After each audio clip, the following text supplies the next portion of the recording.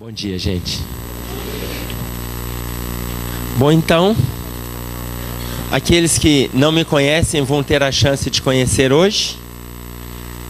Tem um ditado que diz que o bom filho sempre a casa torna. É a terceira ou a quarta vez que eu venho aqui? É a quarta? Pois é, tem o ditado que diz isso: o bom filho a casa torna. Aliás, tem dois ditados. O bom filho a casa torna. E tem um outro que diz assim: o criminoso sempre volta no local do crime. Eu me enquadro num dos dois ditados, mas não me digam qual. Tudo bem? Então, vamos aproveitar e divulgar a 17ª Semana Espírita de Colatina. Aproveitar que a casa está cheia, o pessoal está envolvido. Hoje é domingo, está todo mundo envolvido conosco dentro do movimento espírita.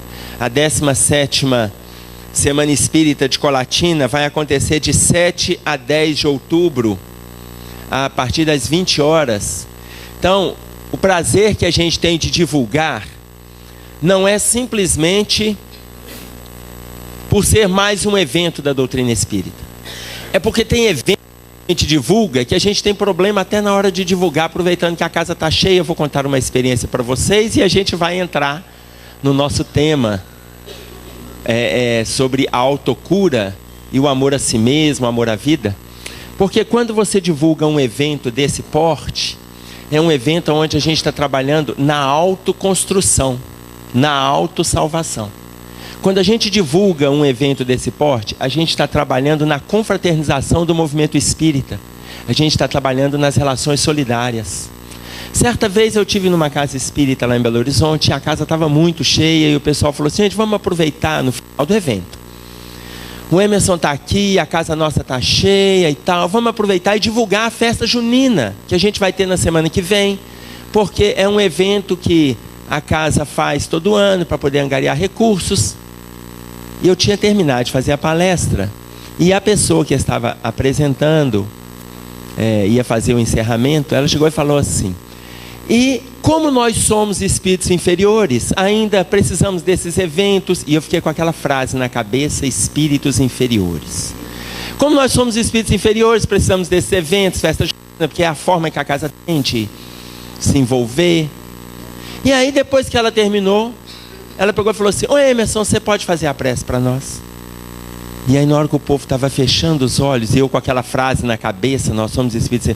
Aí eu falei assim: posso, mas gente, antes de nós fazermos a prece, eu queria voltar numa colocação, porque não são espíritos inferiores que fazem eventos, que fazem festa junina, tarde da torta, tarde da pizza, tarde do sorvete, café colonial, jantar dançante. O movimento espírita, ele cria esses eventos para que o retorno chegue na casa espírita.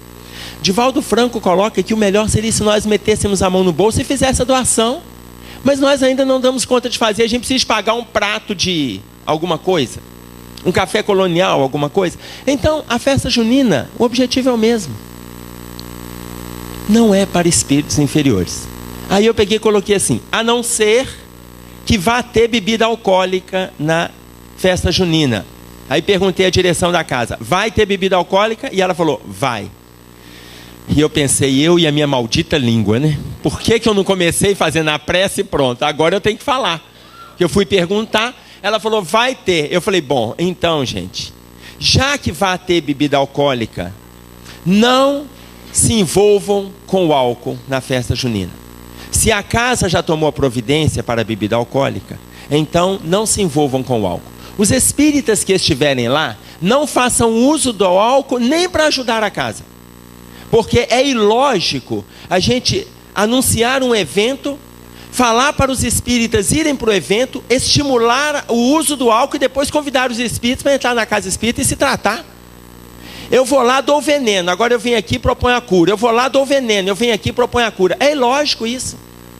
Então eu vou pedir aos espíritas naquele evento que não se envolvam com o álcool e que os próximos eventos da casa espírita não divulguem com o álcool. Faça o evento sem álcool. Ainda que vá um número menor de pessoas, faça o evento sem álcool.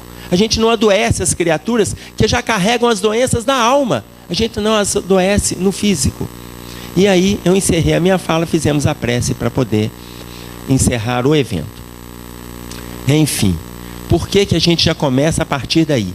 Porque como o nosso tema é auto-amor e a partir daí a sua cura, ora, esses pequenos vícios, a gente pode se livrar deles. Esses pequenos vícios, é um pouquinho de álcool aqui, um cigarrinho ali, a gente pode se livrar dele. É mais fácil a gente se livrar desses vícios físicos do que a gente se livrar dos vícios morais. É mais fácil eu me livrar destes do que eu me livrar, por exemplo, do ciúme, da maledicência. Nesse exemplo que eu acabei de dar nesta casa espírita, é óbvio que depois de eu ter falado isso na casa espírita, chamando a atenção de quem estava lá, eu vou fazer até um parênteses, alertando os que estavam lá. Essa casa ficou mais 2 anos sem me chamar para fazer palestra, óbvio, né? Dá para vocês entenderem o porquê. Tá claro? A partir daí, depois chamaram e a gente continuou com o trabalho. Esse é um alerta da espiritualidade, gente. Não é coisa que eu estou tirando da minha cabeça, não. A espiritualidade que nos coloca isso. Aí a gente muitas vezes começa com esses pequenos vícios, justificando o nosso livre-arbítrio.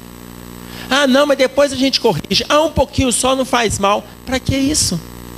Agora, ficar livre da inveja, ficar livre das agressões verbais, das agressões morais, das agressões físicas, da maledicência, do despeito, da imoralidade, do pensamento negativo. Esses vícios são difíceis de se livrar. Esses são difíceis. Mas os vícios físicos a gente dá conta. Vamos dar conta de vencer os vícios físicos.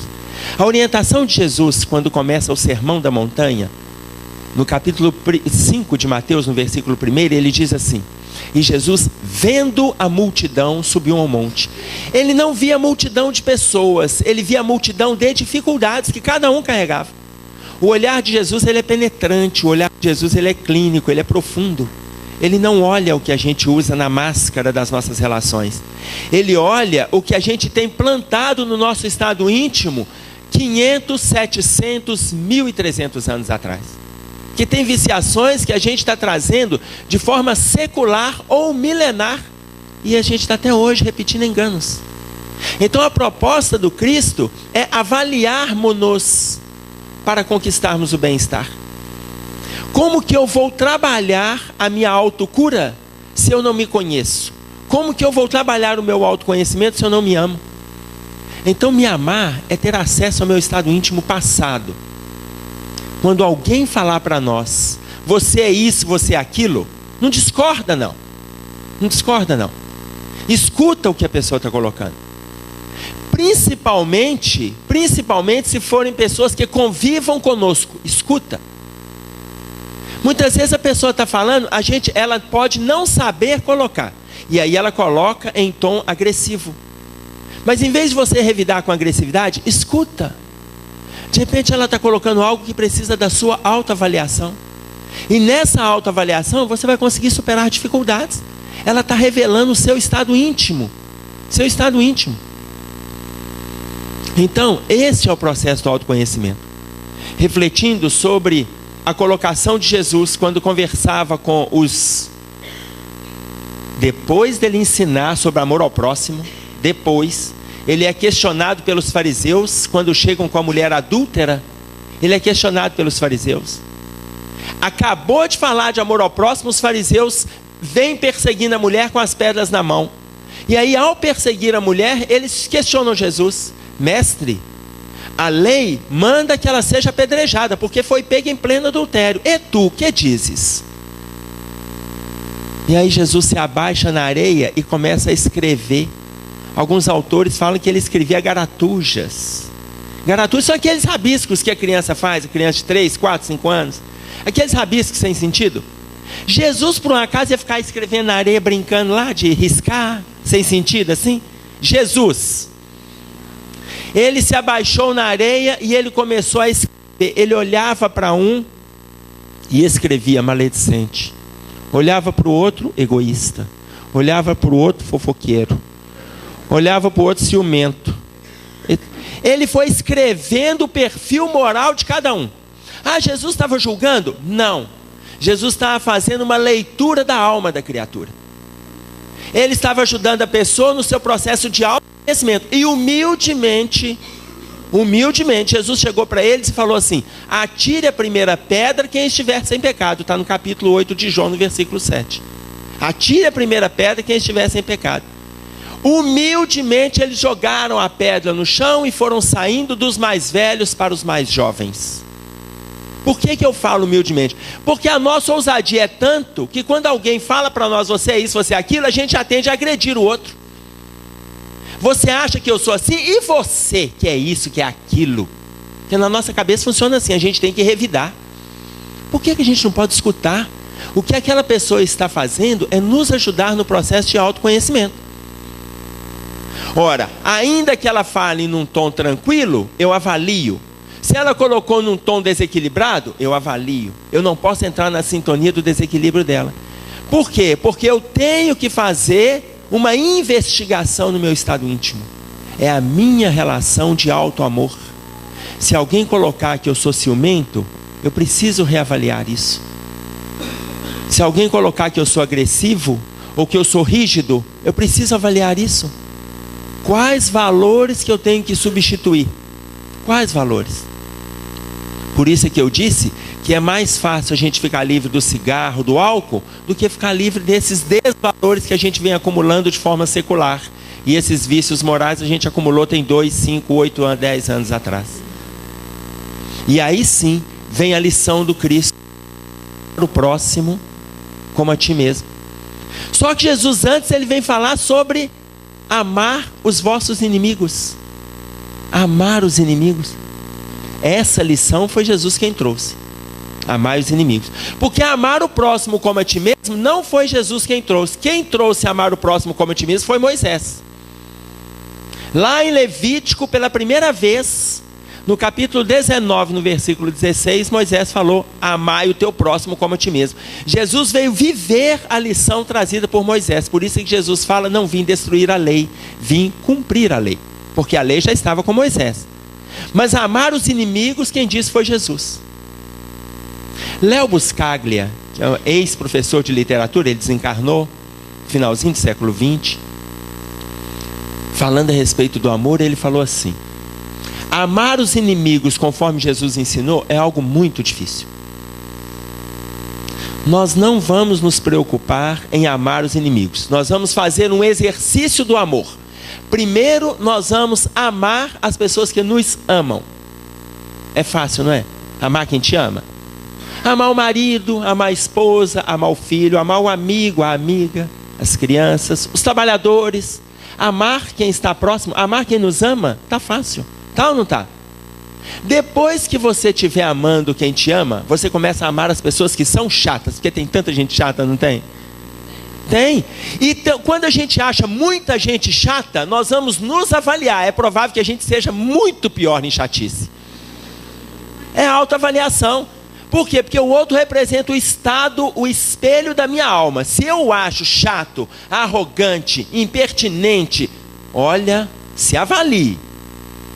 Porque quando todo lugar que a gente estiver, qualquer pessoa do nosso contato, todo mundo para nós traz insatisfação, será que nós estamos levando satisfação nas nossas relações?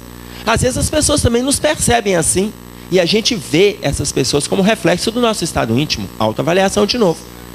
Então Léo Buscaglia coloca: você primeiro ama quem te ama. Depois você começa a amar as pessoas que são chatas. E aí vem o exercício do ensinamento de Jesus: amai os inimigos. Você já treinou com quem te ama, treinou com quem é chato, agora começa a amar o inimigo. Para nós conquistarmos o bem-estar pleno espiritualmente, aí o exercício do ensinamento de Jesus.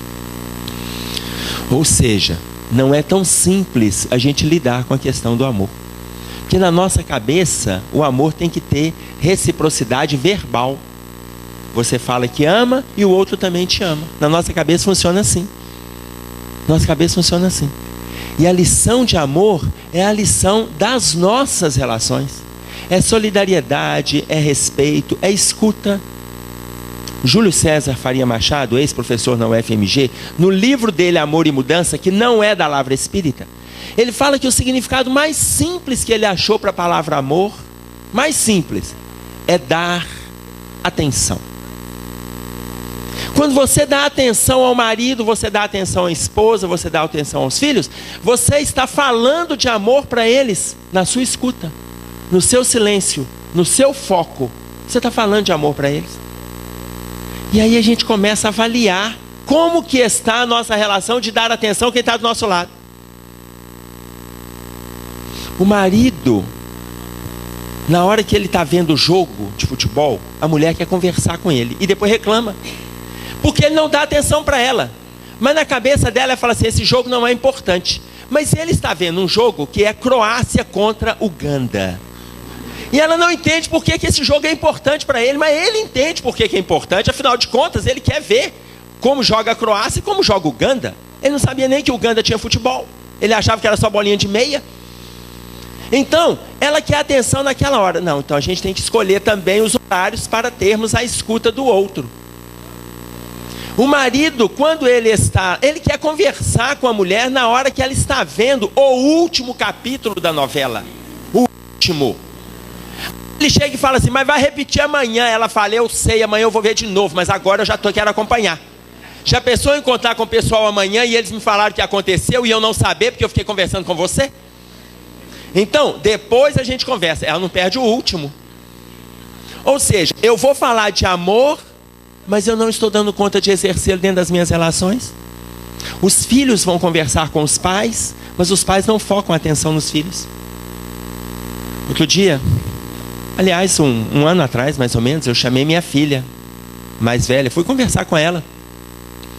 Fui trocar o assunto com ela a respeito de sexualidade. Hoje ela está com 20 anos. Ela já assistiu palestra, a gente já falou sobre sexualidade, frequentando um grupo de jovens e já leu. Mas eu resolvi ter uma conversa com ela sobre sexualidade. Aí era um papo só eu e ela, não era aquele papo de quem está. Embora ela já tenha conversado quando era criança, já sentou com a mãe. Na hora que eu fui fazer algumas perguntas para ela, eu fiz uma pergunta, ela falou, seu pai, eu posso até entrar nesse assunto com você, mas você vai ter que me prometer uma coisa. Eu falei, qual coisa, minha filha? Pai, você não conversa, não conta nada para a mamãe, não? Não, filha, só eu e você. E ela começou a desabrochar uma série de dificuldades, de dúvidas, de colocações que ela tinha lá. E ela só me pediu para prometer uma coisa. Eu prometi a coisa que ela pediu. E ela se abriu e a gente foi conversando e tal. Conversei com a minha esposa, não colocando para minha esposa o que ela me trouxe. Conversei com a minha esposa, falei que eu tive um papo com ela a respeito desse assunto e perguntei isso. A minha esposa falou assim, você conversou desse jeito? Ué, meu bem, ela é minha filha. Mas desse jeito, eu falei, meu bem, por que você está estranhando? Quem deveria ter feito era você. Porque normalmente a mulher com filha teria mais facilidade. Mas eu, não dou conta não. Eu falei, pois é, então eu fui lá e conversei. E ela se abriu e conversou e ainda pediu para não te contar nada. Ela falou. E você não vai me contar? Não vou, meu bem. Mas onde é que está a nossa relação conjugal? Aqui, olha, eu te contando, você me ouvindo, aí você reclama e eu te escuto. É assim. É a nossa relação de amor, é essa. 3, 4 meses depois, a segunda filha, hoje com 18, me liga.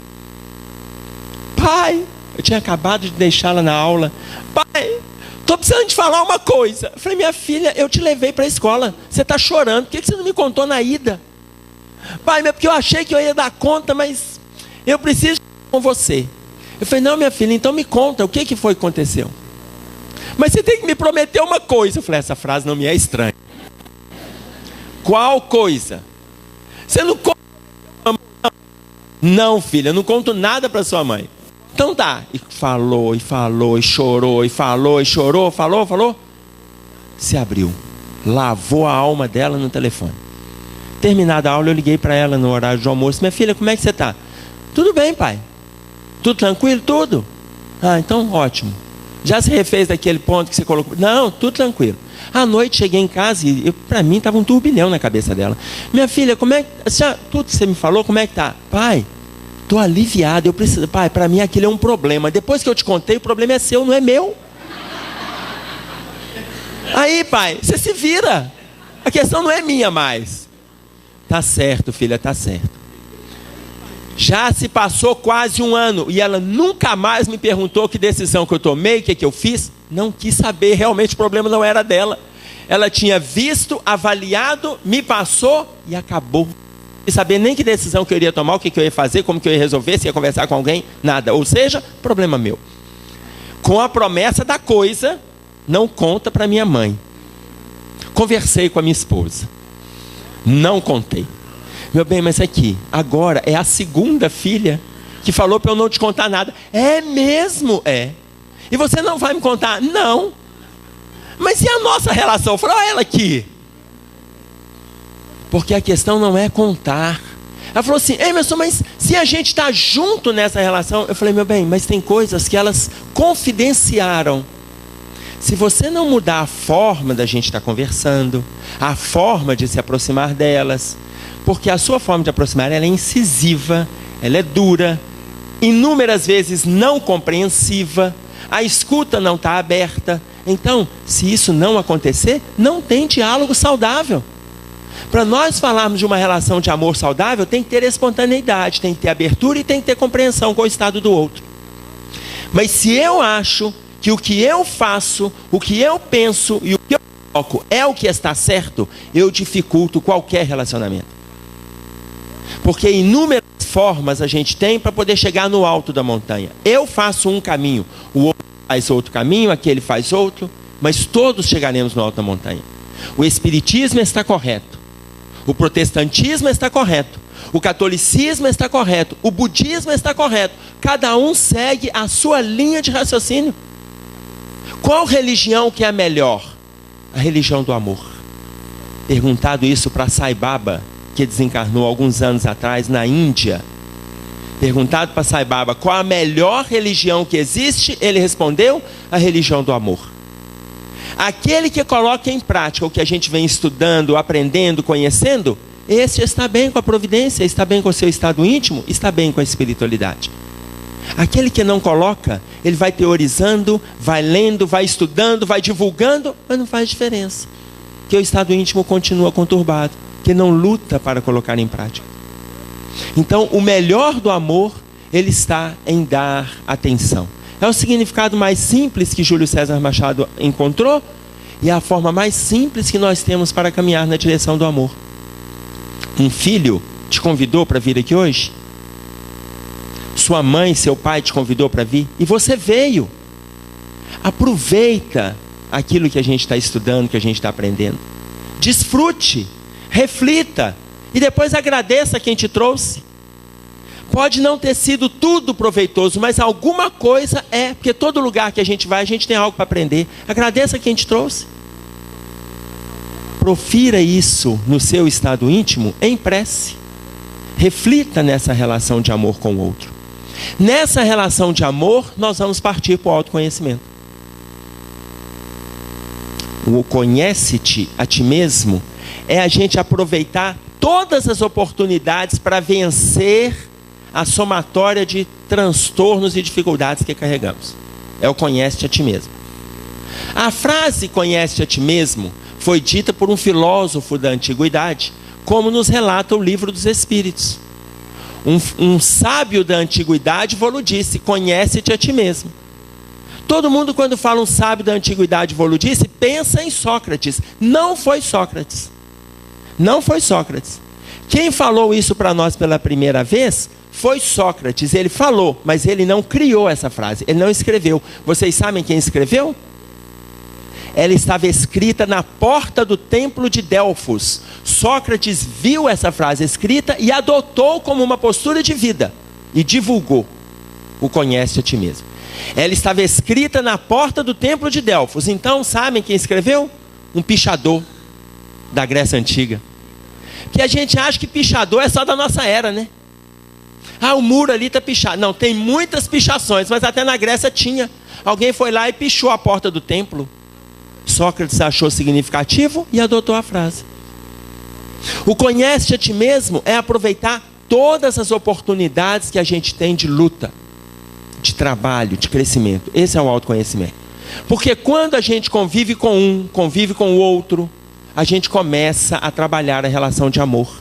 Começa a vencer a multidão de transtornos. Então o conhece-te a ti mesmo é a oportunidade que está na nossa frente. Exemplo. O Chico, certa vez, 1h da manhã, em meio às comunicações que ele estava desenvolvendo na casa espírita, ele começou a sentir dor nos olhos, e os olhos dele começaram a sangrar. Enquanto os olhos sangravam e doía, ele viu o espírito de Antônio Loreto Flores no ambiente. E ele falou com Antônio Loreto Flores assim: ô Flores, chama o doutor Bezerra para mim e pede a ele para aplicar uma medicação nos meus olhos, porque eles estão doendo e estão sangrando, e eu estou vendo aqui no ambiente muitos desencarnados para se comunicarem, e muitos encarnados aguardando o retorno dos que estão aqui para se comunicar. E aí o doutor Bezerra vem e fala com o Chico: ô Chico, eu estava aqui no ambiente, e por que você não me falou que a gente já poderia ter aplicado a medicação, o anestésico? Por que você não me falou? O Chico olhou para ele e falou assim: por que, doutor Bezerra? Eu sou um burro de carga que não mereço todo esse crédito da espiritualidade. Aí o doutor Bezerra falou assim: ô Chico, se você é um burro de carga, eu sou o quê? Chico olhou para ele e falou assim: você é o veterinário de Deus, me aplica o remédio. Doutor Bezerra aplicou o medicamento e ele trabalhou naquele dia na psicografia até 3h da manhã, após a medicação aplicada pela espiritualidade. Você imagina os olhos doendo e sangrando? Não é motivo de interrupção. É a resposta da pergunta 683 de O Livro dos Espíritos. Qual é o limite do trabalho? Está na terceira parte, lei do trabalho. E ele responde: o limite das suas forças. Nós vamos nos exaurir em trabalhar.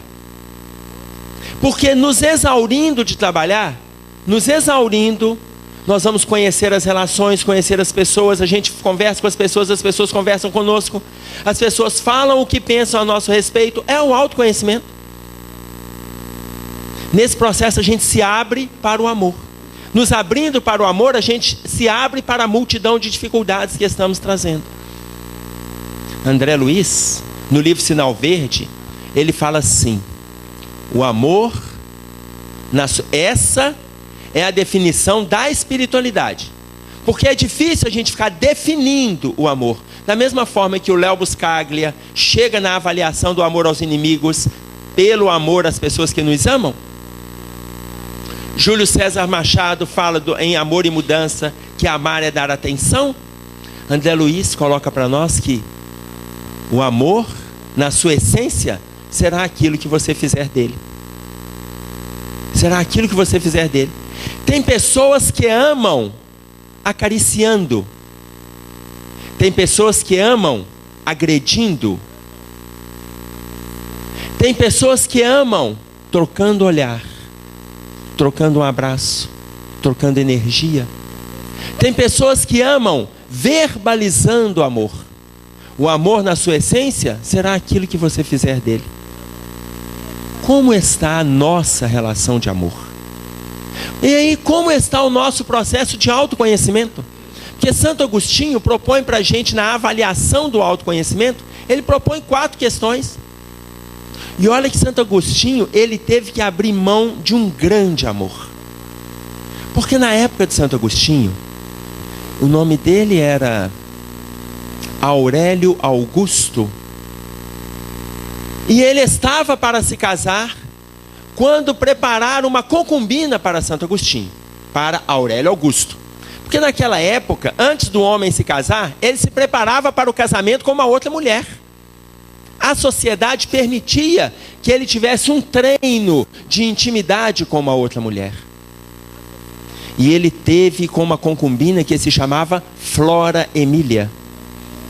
Só que ele começou a se relacionar com Flora Emília, e ele estava se preparando para casar. Daí a pouco ele se apaixonou por Flora Emília, ele abriu mão do noivado dele e continuou com Flora Emília.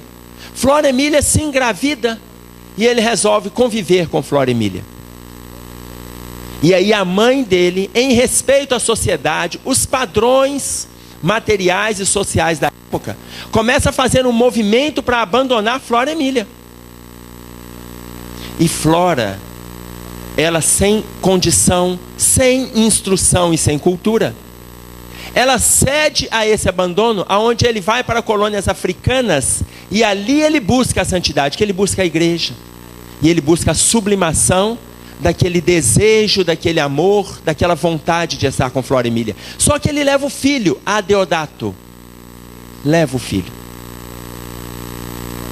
E aí, nesse envolvimento dele com a igreja, ele começa a escrever as confissões de Santo Agostinho. Embora ele não cita o nome de Flora Emília nas confissões, Flora Emília, quando ela começa a lidar com a leitura, porque depois ela começa a estudar e ela vai fazer filosofia para poder entender as colocações de Santo Agostinho, ou para ela ainda Aurélio Augusto, ela vê que nas confissões ele está colocando da intimidade deles. Ela vê que nas confissões ele está falando do filho que eles tiveram. E no momento que ele ainda não tinha assumido o sacerdócio como um todo, mas envolvido com os estudos sacerdotais, ele ainda teve alguns encontros com Flora Emília, encontros clandestinos, aonde eles caminhavam pelo Rio Reno, e ali no Rio Reno, eles fizeram várias declarações de amor, até que definitivamente ele não assume mais com ela, e aí ele abraça o processo do autoconhecimento nas lides crísticas dentro da Igreja Católica. Ele é hoje, dos católicos, o maior divulgador do espiritismo que a gente conhece. Dos católicos, o maior divulgador do espiritismo, Santo Agostinho. E aí ele coloca para o comentário da pergunta 919, sobre o autoconhecimento, ele fala: quando nós deitarmos a cabeça no travesseiro, faça uma avaliação de como foi o seu dia. Quais pessoas que você incomodou, perturbou, que você acrescentou? Faça uma avaliação. Ele coloca 4 pontos, esse é o primeiro. O segundo ponto ele coloca assim: como está a sua relação com Deus, com o próximo e consigo mesmo? Como está a sua relação com Deus, com o próximo e consigo? Terceiro, se Deus resolvesse te chamar essa noite, o que você tem para apresentar a Deus? Se Deus resolvesse te chamar hoje, o que você tem para apresentar para Ele? Quarto, se atente para o que as pessoas dizem a seu respeito, mas se atente principalmente para a fala dos inimigos, porque é provável que os inimigos tenham razão, por eles não terem nenhum motivo para te agradar. O inimigo não tem motivo para te agradar, para te satisfazer, para te atender. Então ele vai colocar rasgado o que ele pensa a seu respeito. Em vez de você contestar, escuta, avalia. Isso é um sinal de humildade. É uma forma de agredirmos o orgulho que está na raiz de todas as nossas dificuldades. A partir desse caminho, nós vamos para o outro, que é o caminho da oração, da prece. É o contato com Deus. É o contato com Deus. No livro Sinal Verde, no capítulo 1, André Luiz diz assim: se você não tiver o hábito de orar, o capítulo 1 já é ao se levantar. Se você não tiver o hábito de orar, profira para si mesmo pensamentos de serenidade e otimismo. Ele usa essas duas palavras: serenidade e otimismo em torno das suas atividades diárias, para que tudo possa transcorrer de forma equilibrada. Profira para si mesmo, se você não tiver o hábito de orar. Se tiver o hábito de orar, faça a oração. Joana de Ângeles, ela coloca assim: a prece é a sua conversa com Deus, mas não se prenda apenas à oração. Quando você reza, você fala com Deus, mas se prenda também à meditação, porque quando você medita, você escuta Deus. A prece é o seu bate-papo, e a meditação é a resposta de Deus para os nossos corações atribulados. Medita, é o silêncio da sua alma, é aquele momento que você aprecia a natureza, que você aprecia o pôr do sol, que você para diante de um jardim, que você aprecia uma fonte, que você delira com o sorriso de uma criança. É aquele momento que você gasta, entre aspas, para poder valorizar a criação que está na sua mão.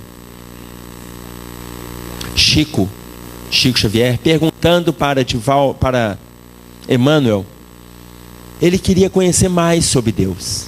E ele perguntou sobre Deus. E aí Emmanuel falou assim: meu filho, você está cansado de estudar lá o Livro dos Espíritos? É a inteligência suprema, causa primária de todas as coisas.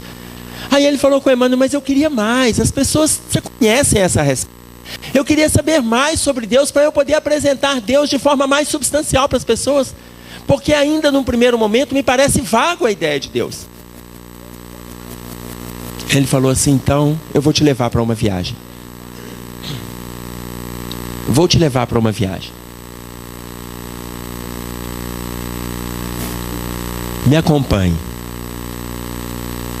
E aí Emmanuel foi se afastando e o Chico foi atrás. Chico foi se desdobrando.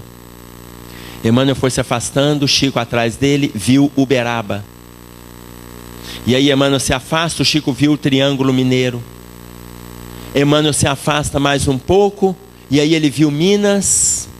E Emmanuel vai se afastando, e o Chico vai se afastando atrás dele. Ele começa a ver o Brasil, e ele vai saindo do planeta e começa a ver o continente, a América, e depois vai vendo a Terra. E Emmanuel continua se afastando, ele começa a ver Marte, começa a ver Mercúrio. E Emmanuel vai se afastando, ele começa a ver o Sistema Solar. Aí Emmanuel vai se afastando, ele começa a apreciar a galáxia. Aí depois ele vê a nebulosa. Aí depois ele vê uma outra nebulosa envolvendo aquela nebulosa. E aí o Chico chega para Emmanuel e fala assim: ai, estou cansado. Emmanuel falou assim: meu filho, eu nem comecei a te apresentar a Deus. Ah, não, mas eu já cansei, quero voltar.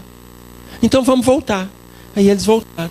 E aí o Chico veio para o corpo, falou assim: já está bom, não quero mais não. O que eu já conheço é o suficiente.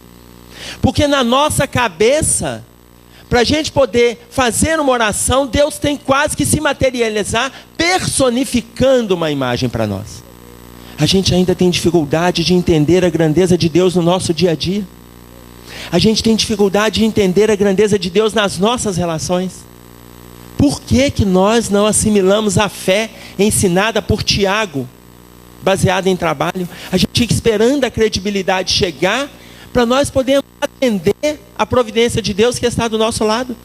E Tiago, no capítulo 2, no versículo 17, ele fala que a fé sem obras, ela é morta em si mesma. Não basta colocar o Evangelho, a Bíblia, o Livro dos Espíritos debaixo do braço e falar: eu creio. Não é isso. A gente precisa atribuir essa credibilidade ao trabalho. Eu creio a partir do momento que eu faço. Porque no versículo 18, Tiago coloca isso, deste mesmo capítulo 2. Antes ele coloca: a fé sem obras é morta em si mesma. No versículo seguinte ele coloca: mas te dirá alguém, tu tens a fé, eu tenho as obras, mostra-me a tua fé sem obras, e eu lhe mostrarei a minha fé pelas minhas obras. Como que nós queremos estabelecer uma fé em Deus, contato com a providência de Deus, com a espiritualidade, se nós não alimentamos a credibilidade na providência? Se nós não alimentamos, não é credibilidade verbalizada, sentida, tratada. O Espiritismo, ele entra nas nossas mãos, mudando nossa maneira de pensar.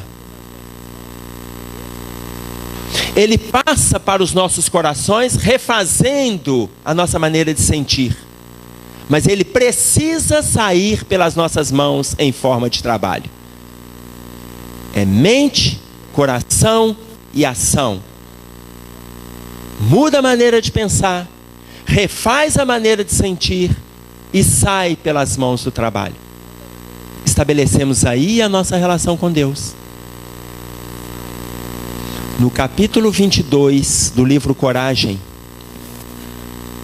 Emmanuel coloca para nós assim: aceitemos o combate em nós mesmos, que são as dificuldades que a gente carrega. Aceitemos o combate em nós mesmos, reconhecendo que a disciplina antecede a espontaneidade. Nós não vamos trabalhar porque o amor está nascendo em nós. Não, não é assim não. O amor nasce em nós a partir do nosso investimento no trabalho. Não é quando o amor nascer que eu vou começar a fazer. Não. Eu já começo a fazer para que o amor venha acontecer. E muitos de nós estamos negando oportunidades claras de trabalho.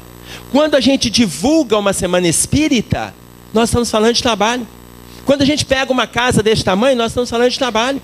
Uma casa só cresce quando existem relações solidárias. Ela não cresce na mão de uma pessoa.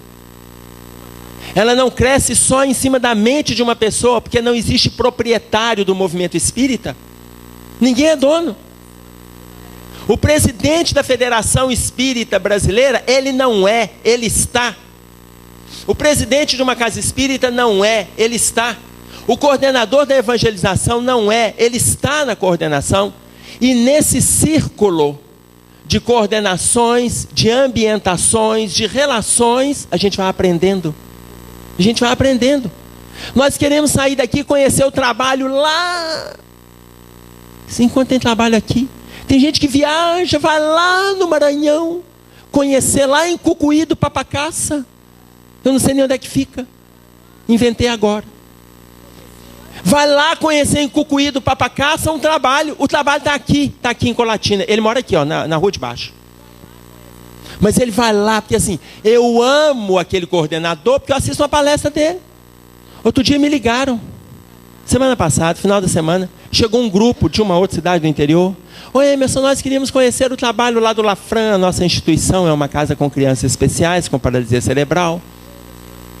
Eu estou aqui para a gente poder conhecer. Eu falei assim, olha, eu estou muito satisfeito de vocês estarem aí e tal. Pois é, queria saber, você está aqui e tal para receber a gente? Eu falei assim, eu estou em Rio Branco, no Acre. Semana passada. Eles não me avisaram que iriam lá para conhecer. Foram. Queriam me fazer uma surpresa e foram surpreendidos. Porque eu estava ali em Rio Branco. Falei, olha, eu vou indicar para vocês fulano que vai apresentar a casa para vocês. Telefonei para ela, minha esposa e tal. Falei, vai apresentar a casa para vocês e tal. Ah, mas a gente queria te ver. Eu falei, dá um pulinho aqui, é rapidinho. 8 horas de viagem. De avião. Dá um pulinho aqui, é rápido. Mas a gente não precisa necessariamente sair de onde a gente está para nos envolvermos com o trabalho lá. O trabalho está em torno da gente. O trabalho está em torno da gente. Quando nós pegamos uma semana espírita, quando pegamos uma campanha do Quilo, quando participamos de um encontro fraterno, quando montamos um encontro de mocidades, nós estamos nos dispondo ao trabalho. Quando chamamos alguém para facilitar conosco a visitação aos lares, aqueles que pedem culto no lar, aqueles menos favorecidos pela sorte material, aqueles menos favorecidos da cultura que não conseguem conquistar os seus objetivos e que a gente assenta para estudar, para divulgar, para conhecer, nós estamos trabalhando. Estamos falando do amor do Cristo através de nós, conosco, a partir de nós. Aceitemos o combate em nós mesmos, vamos vencer as dificuldades. Aceitemos o combate em nós mesmos, reconhecendo que a disciplina antecede a espontaneidade. Nós vamos pela necessidade de fazermos. Nós vamos. Ah, mas assim a gente se cura? Assim a gente se cura. Assim a gente se cura, trabalhando. Ah, mas eu sofro tanto. Tem muita gente que está sofrendo. Está todo mundo sofrendo. Emmanuel coloca assim: todas as criaturas sofrem no cadinho das experiências necessárias. Todo mundo sofre. Mas poucos sabem sofrer como cristãos, agradecendo a Deus.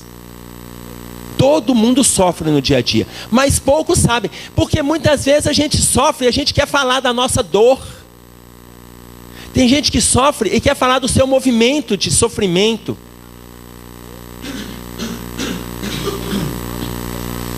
Raul Teixeira, ele fala assim, tem pessoas que se você tiver a infeliz ideia de perguntar para ela como vai, acabou. Ela te fala tudo. Às vezes o como vai é um cumprimento formal. É só fulano como vai, fala, nossa, foi até bom te ver. Quando ele fala, olha, se a pessoa fala foi bom te ver, ele vai contar a história dele. Se ele fala, olha, 5 minutinhos, ele vai demorar 40. Ele não entende que aquilo ali é um cumprimento formal. É do dia a dia aí fulano. Aí o Raul mesmo fala assim, tem hora que você está vendo a pessoa lá, o seu movimento, as suas questões internas, o trabalho que você está envolvido, te mobiliza tanto. Você atravessa a rua para chegar lá do outro lado e falar assim, oi! Aí a pessoa, oi! Porque se você parar ali e perguntar como vai, acabou. Então tem hora que você não faz esse movimento. Ah, Emerson, isso não seria falta de caridade? Caridade é a gente não extrapolar a nossa relação de limite com o outro. É a gente respeitar a individualidade do outro, que também nos respeita.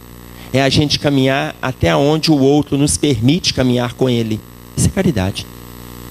Encontrou com alguém, você percebeu, a pessoa está com pressa? Fulano, me dá seu telefone, foi bom eu te ver, eu estou precisando tanto de conversar com você, me dá seu telefone, deixa eu te ligar hoje à noite, qual horário que eu posso te ligar para a gente trocar uma ideia? É isso que a gente vai fazer. Nós vamos oferecer o melhor de nós e permitir que o outro nos ofereça também. Mas tem gente que não sai da dor, porque só fala de dor. Eu tenho um colega que ele estava descendo numa região alta lá de Belo Horizonte, região do Mangabeiras, e de lá você vê o céu, vê a cidade, vê o pôr do sol, final de tarde. E aí ele estava descendo e apreciando o pôr do sol, e lá tem um horizonte que o próprio nome já diz, que é Belo Horizonte. Colatina acha que tem também. Outro dia até ouvi falar que Colatina acha, gente, Colatina se acha também, né? Mas lá tem um belo horizonte, e ele estava lá apreciando, e ela do lado de uma amiga do trabalho, e essa amiga só fala de doença. Só fala de doença. Sabe o fulano? Pois é, não foi hoje, ela passou, perdeu mais um dia de trabalho. Amanhã chega com atestado. E vai falando de outro, que não sei o que e tal. E fulano que adoece, o outro que passa mal. E ela vai falando de doença. E esse amigo, que não é do movimento espírita, ele é espiritualista. E ele estava ali e falou assim, meu Deus, eu preciso mudar a maneira dela de pensar. O que eu faço aqui? E ela falava de uma pessoa que está doente, falava do outro, falava de não sei quem. Tudo relacionado à dor. E aí no momento que ela parou para respirar, porque normalmente quem fala de doença não respira, vocês já notaram, é por isso que adoece. Notaram, né? Porque não pode dar folga para o outro. Quando ela parou, ele pegou e falou assim, aqui, você viu o pôr do sol hoje à tarde? Ela achou tão estranho ele falar disso, né? Porque ela vem falando de doença, ele vem com o pôr do sol. E aí ela pegou e falou assim, olhou para ele. Foi numa tarde como essa que meu pai adoeceu. E começou a falar da doença do pai. Porque tem pessoas que não querem a cura, gente. Tem pessoas que não querem. Tem pessoas que gostam de se nutrir na dor. Gostam de se nutrir na doença. Nós estamos dentro do movimento espírita, que nos dá instrumentos para nos aliviarmos da dor, enquanto trabalhamos a autocura. Hoje, o processo kármico de um câncer, de uma lepra, de uma AIDS, consequências de situações plantadas, seja na encarnação passada ou sejam nas encarnações passadas, ou que a gente plantou há 5, 8, 20 anos atrás, a consequência kármica vai nos trazer a cura lá na frente. Passar de forma resignada pela dor é nos aliviarmos, é conquistarmos essa cura. O Espiritismo nos propõe isso. Ser espírita hoje é uma dádiva. A gente pergunta às pessoas, a pessoa te vê saindo da casa espírita?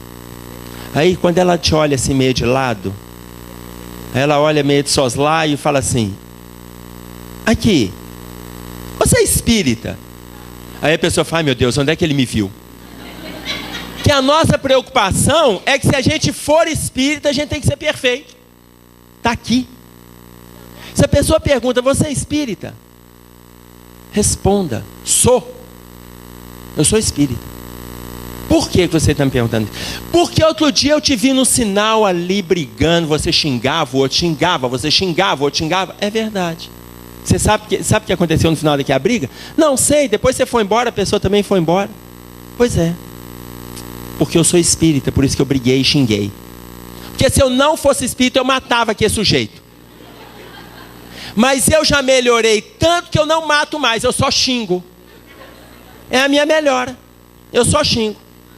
À medida que o tempo for passando, eu não mato e não xingo. Eu só vou desejar que Deus quebre a perna dele na primeira esquina. Mas eu já melhorei, ele nem sabe que eu estou desejando isso. Olha, isso é progresso. Eu antes matava, depois eu xingava, agora eu não mato, não xingo, eu só desejo o mal. Mas já mudei. Mas futuramente eu não vou nem matar, nem xingar, nem desejar o mal. Eu paro e faço uma prece. Melhorei? Melhorei. Mas vai passar o ano, 2 anos, 2 encarnações, 5 encarnações, vão passando o tempo, e aí eu já não mato, não xingo, não desejo mal, e não só paro para orar, mas eu paro e ofereço ajuda. Melhorei? Melhorei ou não? Melhorei. Mas para fazer esse movimento aqui, da morte, até parar e oferecer ajuda, eu demoro 700 anos. Então nós não vamos melhorar numa encarnação. Eu sou espírita. Sou espírita. Aí tem gente que fala assim, não, eu estou tentando. Hoje não existe tentativa de ser espírita. Ou você é, ou você não é. Aí a pessoa ainda justifica. É porque eu não consigo fazer tudo que a doutrina ensina. Ninguém consegue. Ninguém consegue. Quem conseguir fazer tudo que a doutrina ensina, não é espírita, é santo. E o dia que eu fizer tudo que a doutrina ensina, eu não serei espírita, eu serei santo. E vocês vão falar assim, lá vai São Emerson, e eu vou mesmo. Já sou santo. Mas por enquanto a gente luta, a gente vai, a gente volta, a gente erra. O verdadeiro espírita, evangelho segundo o espiritismo, luta pela transformação moral, pela sua transformação moral e dominar as más tendências. Evangelho segundo o espiritismo. Ou seja, estamos em luta. Aí tem gente que fala que está tentando, não existe tentativa. A religião espírita, a doutrina espírita, a filosofia e a ciência espírita é extremamente novo, tem um pouco mais de 150 anos. É a doutrina que trabalha a religião, filosofia e ciência única e a mais nova que existe. Se ela é a mais nova que existe, portanto, nós estamos grávidos do espiritismo. Estamos grávidos. Você já olhou uma mulher grávida de 5 meses? Você não pode falar que está tentando ser espírita. Você já viu uma mulher grávida de 5 meses, e aí você chega e fala com ela assim, você está grávida? Ela fala, estou tentando. O bebê está lá dentro, ela está tentando. Tem 5 meses que o bebê está lá. Nós estamos dentro da doutrina, frequentando, estudando, discutindo, buscando soluções, fazendo com que a relação solidária, com que o trabalho cresça, com que a gente convide as outras pessoas, fazendo com que os nossos corações se abram. Ah, eu estou tentando? Não estou não, eu estou envolvido, eu estou lutando. Ah, mas eu erro, mas eu também acerto. Eu cometi um erro ontem, eu não vou cometer erro hoje. E se eu cometer hoje, eu vou refletir à noite, e amanhã não vou repetir. Nós somos espíritas. Quando eu estava por volta dos 11, 12 anos de idade, estava começando a descobrir o espiritismo, mas eu estudei da 5ª à 8ª série no colégio católico, dirigido por um padre. E aí eu perguntei para o padre que eu não entendia como que de Adão e Eva pode surgir uma humanidade inteira, um casal. E aí ele me respondeu, são os mistérios de Deus. E eu fiquei com os mistérios de Deus na cabeça, fui lá na Bíblia. E vi que de Adão e Eva, os dois tiveram 3 filhos. Caim, Abel e Sete. E aí eu fui lá no padre. Como que a humanidade pode ter surgido se Adão e Eva tiveram só 3 filhos? Todos do sexo masculino. E aí ele me respondeu, são os mistérios de Deus, meu filho. E eu, descontente, voltei na Bíblia. Vi que Adão e Eva tiveram 3 filhos. Caim matou Abel. Caim, em fuga, foi para uma outra cidade, conheceu uma mulher, se casou com ela e teve o seu primeiro filho, Enoque. Fui no padre. Como pode? Adão e Eva tiveram 3 filhos, e o Senhor me disse que a humanidade veio deles. Eles tiveram 3 filhos, Caim matou Abel, Caim escapou, em fuga, ele em outra cidade conhece uma mulher e tem com ela o primeiro filho, Enoque. Monta a tribo Enoquias. E ele me respondeu, são os mistérios de Deus. E eu achei Deus muito misterioso. Eu falei, não acredito que um pai que se coloca para nós misericordioso, compreensivo, seja tão misterioso. Não acredito. Tem que ter algo mais. Me aparece a doutrina espírita, eu comecei a ler aqui, frequentar ali, reunião do Orcolar, e eu fui me envolvendo com a doutrina espírita. Anos depois, eu fui descobrir que eu tinha razão. Deus não é misterioso. Não tem nada de Adão e Eva, um casal, surgiu uma humanidade inteira. Não existe isso. Capítulo 12 do livro A Gênese. Quando vai falar para nós, nos capítulos 10, 11 e 12, ele vai trabalhar a questão evolutiva, Gênese orgânica, Gênese espiritual e Gênese mosaica. Na Gênese mosaica, ele vai colocar que Adão não é um homem.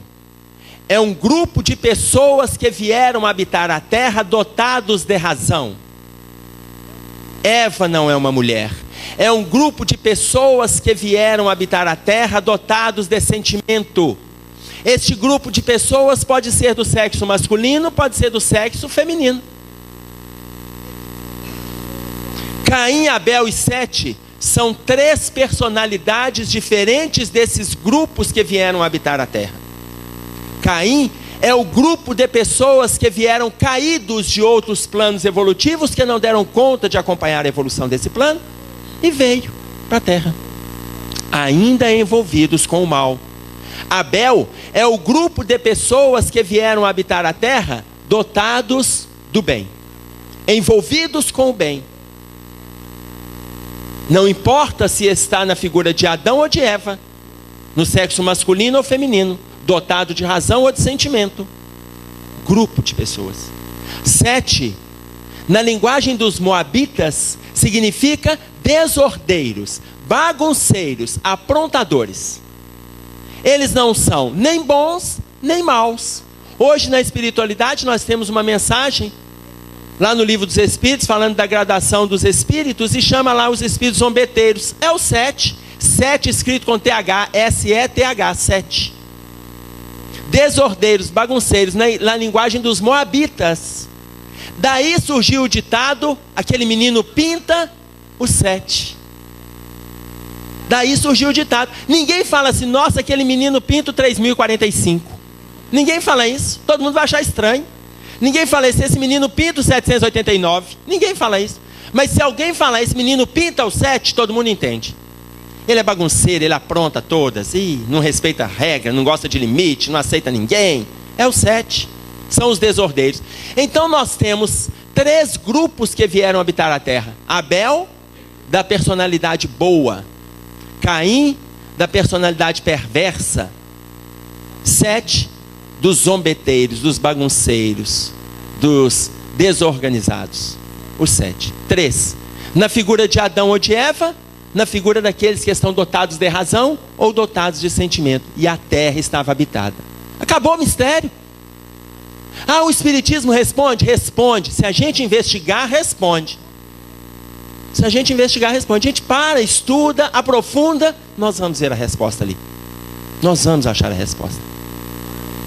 Então, depende da nossa procura, depende da nossa busca. Eu quero fazer o processo de autocura em mim, então eu começo no processo de autoamor. Eu vou amar as dificuldades que eu tenho, inclusive, eu não vou me culpar, eu não vou me punir, eu não vou me agredir, porque eu sou hoje reflexo do que eu fiz ontem. No livro Reforma Íntima Sem Martírio, tem um capítulo falando em respeito ao homem velho, porque eu sou resultado que eu plantei. Como é que eu posso me agredir? A Joana de Ângeles, no capítulo 59 do livro Lampadário Espírita, o penúltimo capítulo do livro, colocando ainda a melancolia, ela fala do estado autopunitivo que nos incentiva a tristeza, que nos leva à melancolia, que se aprofunda nos quadros da depressão. São as culpas que a gente vai trazendo de passado. E ela fala da necessidade da culpa apenas para reavaliação de posturas, não para a gente ficar alimentando ali. Fez, corrige. Ah, não corrigiu ontem? Corrige hoje. Não deu conta hoje? Corrige amanhã. Tenha isso em mente. Tenha isso em mente. Coloque isso em foco. Corrige. Aproveita a oportunidade que a gente está na terra. Conversa com pessoas que lhes são próximas. Troca ideia, escuta, coloca. Se permita ouvir. Abre o coração para a escuta fraterna. Tem pessoas que nos amam, que estão do lado da gente. E às vezes se revelam em amor. Muitas vezes não precisa de ter o amor físico, nem o toque. Nós precisamos é perceber esse amor do lado da gente. Nem o toque. A espiritualidade está conosco e nos ama. Nós precisamos perceber. Vocês querem ver um exemplo dessa dor e dessa culpa? Qual é a última fala que Jesus deixou para nós aqui na terra? Última fala. Quem lembra? Perdoai porque não sabem o que fazem. Está vendo o retrato da nossa culpa? Essa não é a última fala de Jesus. A última fala de Jesus é: e eis que estarei convosco até a consumação dos séculos. Mas até hoje a gente está preso na crucificação. É a nossa culpa. A primeira coisa que a gente lembra, qual é a última fala de Jesus? A gente lembra: perdoai. Por quê? Porque nós ainda estamos ali nos culpando da crucificação. Até hoje, na Semana Santa, a gente está queimando Judas. Olha como que a gente ainda está na fase da bestialidade. Judas já veio, já melhorou na figura de Joana d'Arc, que hoje é um dos orientadores do planeta junto com Jesus. E até hoje na Semana Santa, queima Judas. Até hoje está queimando Judas. 2000 anos depois, é a nossa culpa. E a gente quer atribuir essa culpa para alguém. Então a gente fala lá: perdoai porque não sabe o que faz. Não, ele já pediu perdão e ele também não está envolvido com isso não. Nós ainda não demos conta de nos perdoar. Então a gente fica ali, naquele estado íntimo de dor, de desgaste, de cansaço, de emocional atribulado. Em vez da gente fixar o conhecimento que ele trouxe para nós: e eis que estarei convosco até a consumação dos séculos. É o amor que ele tem para conosco. É o amor que ele tem para conosco. Esse amor, ele vai aparecer, nós vamos ver na história. Após encerrar o episódio do Calvário, Pedro chama os discípulos, agora apóstolos, e se reúnem em Cafarnaum, para decidir o destino que eles iam dar com as orientações trazidas por Jesus. E eles começam a sair pregando. Pedro, ele visita Antioquia, Óstia, Ânzio, Corinto, Filipos, Colossos. E ele sai visitando cidades, e ele vai em Éfeso, e ele vai em Roma, e ele vai falando do Cristo, fala das vivências, fala dos encontros, fala da sua dificuldade, e ele vai divulgando o cristianismo. Depois da crucificação, os cristãos tiveram uma trégua nas perseguições, e essa trégua foi por quase 30 anos. As perseguições não foram tão avassaladoras quanto nos 30 anos seguintes. Porque no ano 67, Nero, ele vai fazer uma visita a Óstia e depois Ânzio. Ele chama por Tigelino, o chefe da guarda, e fala com Tigelino assim: vou visitar essas duas cidades. Depois de um tempo da minha saída, eu quero que você incendeie Roma. Eu quero que seja consumida pelas labaredas do fogo. Tigelino, que era o braço direito de Nero, depois que Nero sai, passado 2, 3 dias, ele começa a incendiar a cidade. Quando a cidade fervia em chamas, Tigelino chama por Faon. Faon era o braço direito de Tigelino. E ele fala com Faon: vá atrás do imperador Nero e avisa-lhe que a cidade está em chamas, para ele retornar. Quando Nero escuta, quando ele é alcançado por Faon, alguns dias depois, Nero escuta como se não soubesse. Ele fala, olha para o céu e fala: uma cidade em chamas.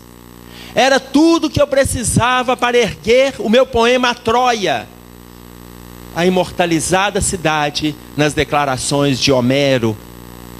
Era o delírio louco que caracterizava a personalidade de Nero. Quando ele retorna para Roma, ele vê a cidade destruída. Ele vê vidas ceifadas, lares completamente dizimados. Ele reúne o Senado. E aí ele coloca para os senadores: é necessário descobrirmos o autor dessa balbúrdia. No momento que ele coloca é necessário descobrir o autor dessa balbúrdia, Tigelino, que participava da reunião, coloca, em vez de um, por que não vários autores? Que tal os cristãos? Todos ovacionaram a ideia, todos gostaram da ideia, à exceção do senador Petrônio, porque ele tinha um sobrinho cristão e ele já estava se interessando pelos escritos, porque ele admitia: é impossível uma doutrina trazida por um homem chamado Jesus converter milhares de pessoas em tão pouco tempo, ainda que ele estivesse envolvido com o Império Romano, na figura de um senador. É impossível ele não conhecer o que vinha naqueles escritos. No contato dele com o sobrinho, ele começou a se interessar pelo cristianismo. Então ele foi o único que votou contra as perseguições. Voto vencido, e as perseguições começaram. E as celas das prisões romanas começaram a ficar cheias. Homens, mulheres, crianças, idosos. As celas começaram a ficar cheias. Peste, doença, fome, verminoses estava começando a dizimar pessoas dentro das celas. Nero resolve fazer festividades em semanas de comemorações, aonde os cristãos seriam levados às feras. Ele cria um movimento. O público da época aprova. Em um dos episódios da arena, a arena estava lotada. Os cristãos são levados para o pátio. E o povo começa a gritar: cristãos às feras. E aí, os leões africanos, que já estavam uma semana sem se alimentar, são colocados na arena junto dos cristãos. Os cristãos estavam invariavelmente nus, revestidos apenas com peles de carneiro para aguçar o faro dos leões. Todos invariavelmente nus. Quando a arena estava com os leões, começou o massacre, e o delírio do povo representava a bancarrota moral daquele grupamento todo. E aí, os cristãos foram dizimados. Quando parecia que o episódio estava se encerrando, aonde os leões caminhavam vivos pela arena, com pedaços de corpos nas suas bocas, surge do alto da arena guerreiros da Numídia. E esses guerreiros, com as suas lanças, começam a agredir os leões. De um lado estavam esfacelados os cristãos, do outro lado os leões tombavam mortos, e a areia da arena estava banhada em sangue. Nos dias que se seguiram, as peles de carneiro foram substituídas pela cruz, e os leões foram substituídos pelo fogo. Vários cristãos morreram crucificados, outros morreram queimados. Do ano 67 em diante, as perseguições foram avassaladoras. Quando os cristãos que ainda não tinham sido presos se reuniram, chamaram por Pedro e falaram com ele: Pedro, vá embora de Roma. Vá embora, porque você, de todos nós, é o representante vivo da convivência com Jesus. De todos nós, você conviveu com Cristo. Nós não convivemos. A sua palavra, ela é muito mais digna da fé do que a nossa. Vá e leva a palavra do Cristo. Pedro negou. Como? Eu não posso deixá-los. Vá, Pedro, vá. Na madrugada seguinte, Pedro chama por Nazário, um dos seus discípulos, um dos seus seguidores. E aí ele vai ganhando a madrugada e vai embora da cidade de Roma. No momento que ele está se afastando, ele vê as colinas vaticanas que vão ficando para trás. E aí, ele vê que a natureza está em alvoroço e vê uma luminosidade que vinha na direção dele. Quando ele vê essa luminosidade, ele fala por Nazário: você está vendo essa luz? E ele fala: não vejo, porque Nazário não era médium vidente. Não vejo, mas noto que a natureza está em alvoroço. As árvores estão balançando mais, os pássaros estão cantando em torno. Na hora que a luminosidade se aproxima, Pedro reconhece, é Jesus. E aí na hora que ele vai para abraçar o Cristo passa por ele. E aí ele pergunta para Jesus, quo vadis Domine? Aonde vais? Aonde vais, Senhor? O Cristo olha para ele e fala, vou voltar para Roma. Vou voltar para Roma para ser crucificado pela segunda vez, porque estás abandonando as ovelhas que te confiei. Pedro se volta para Nazário, chama Nazário e volta para Roma. Volta para Roma, começa a cuidar daqueles doentes, começa a dar visão aos cegos, levantar coxos, curar leprosos, e Pedro é preso. Ele é preso e passa pelas mesmas solenidades de Jesus. É também levado à crucificação, mas como ele já estava com mais de 70 anos, ele não dava conta de carregar a cruz. Um dos soldados levam a cruz para Pedro. Quando Pedro é pregado e a cruz é erguida no alto de uma das colinas vaticanas, ele olha para os soldados e ele fala com os soldados, eu não mereço morrer como meu mestre. E aí os soldados se entreolham irônicos, arrancam a cruz do solo, viram-na de cabeça para baixo, e Pedro é crucificado de cabeça para baixo. Ele desencarna, e no desligamento do seu espírito, ele é recebido direto por Jesus. A missão dele estava cumprida. Mas ele contou com o auxílio da providência divina que o fortalecia, porque depois da negação, ele se fez um novo homem. Ele contava com o auxílio de Deus. Atendendo a colocação de André Luiz, se não tivermos o hábito de orar, vamos proferir pensamentos de serenidade e otimismo em torno de nós. Vamos fazer o melhor que a gente puder, porque isso vai nos trazer propostas diferentes com essa presença espiritual daqueles que nos amam, na figura de encarnados, desencarnados. Nós vamos abrir espaço para nós. E se não tivermos ainda o hábito de orar, nós vamos apreciar a natureza, como nos descreve Rabindranath Tagore sobre a presença de Deus na nossa vida. Rabindranath Tagore, ele foi aquele que deu o título a Gandhi de Mahatma. Ele era contemporâneo de Gandhi, musicista, escritor, poeta. Uma sensibilidade da providência divina sobre ele, sobre o mundo. E ele coloca para nós assim: quem foi que fez o sol tão vivificador, com sua luz tão brilhante, cheia de fulgor, os trilhões de estrelas que cintilam nos céus, e as nuvens vaporosas como densos véus, a mecânica celeste, o arcano profundo da eterna ciência que equilibra os mundos, dos micro-organismos em desenvolvimento aos orbes gigantescos em deperecimento, do átomo à nebulosa, da ameba ao serafim, e a origem das coisas que nunca terão fim. Quem foi que fez a virtude impoluta que não se modifica, e a possante energia que fica? Quem foi que fez a primavera, o outono, o inverno, o verão? Fez a chuva, o vento, o raio e o trovão, o perfume das flores, o som, a luz, o ar, os campos, as florestas, a terra, o céu e o mar, o infravermelho e o ultravioleta, que fez da lagarta surgir uma bela borboleta, os clarões da luz do sol, do pôr do sol, o cantar do rouxinol. Quem foi que fez as feras bravas, a asa do inseto, a beleza de um ninho, deu agilidade incrível à pulga saltitante e fez o passo lerdo e tardo do elefante? E o colibri, com nímia sutileza, sugando o mel das flores com tal delicadeza, o tatu escavando a cova em que se abriga?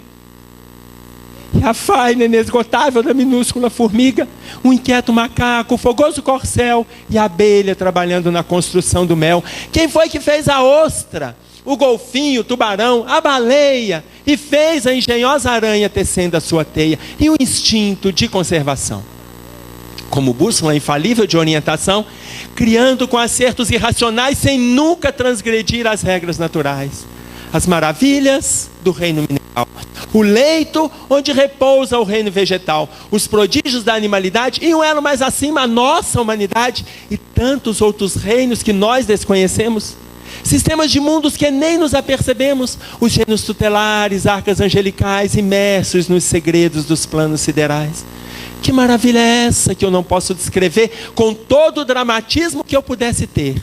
Artista ímpar e inimitável, sublime e ilimitado. Me ponho de joelhos e contemplo abismado e pergunto a mim mesmo com estupefação: quem criou tudo isso com tanta perfeição? Quem dá sem perder nada e paga sem dever? Tudo movimenta sem nunca se mover, formando, criando e agindo, governando e dirigindo. Quem tem tanto poder? Pergunta a vozes: quem pode me dizer? Eu vos peço, queridos irmãos meus. E as vozes me respondem: foi Deus, foi Deus, foi Deus. Eu vou agradecer a paciência de vocês. Tomara que tenha valido a nossa manhã de hoje. Até uma outra vez, se Deus quiser.